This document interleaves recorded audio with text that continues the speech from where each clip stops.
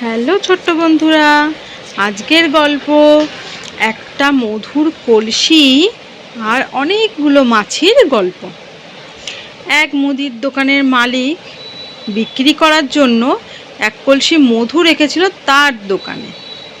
কিন্তু একদিন কোনো কারণে কলসির একটা দিক কাত হয়ে সমস্ত মধু মাটিতে পড়ে যায়।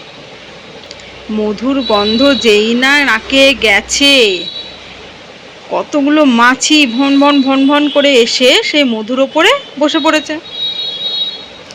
তারপর তারা চেটে চেটে মধু খেতে লাগলো। মাছিগুলো শুধু মধু চেটেই যেতে লাগলো এবং সেখান থেকে তাদের নড়ার কোনো লক্ষণ দেখা গেল না। এইভাবে তারা পেট ভর্তি করে মধু খেলো।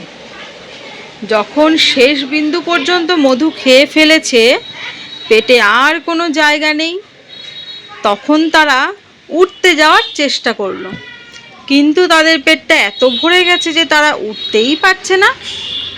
অনেক সময় মধুর ওপর বসার কারণে তাদের পাগুলো সেখানে আঠার মতো আটকে গেল।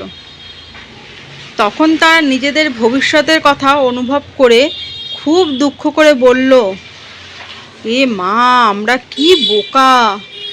লোভের বশবর্তী হয়ে মধুপান করতে গিয়ে আজ আমাদের এই দশা হলো। আমরা এখন মৃত্যুর বলি হচ্ছি।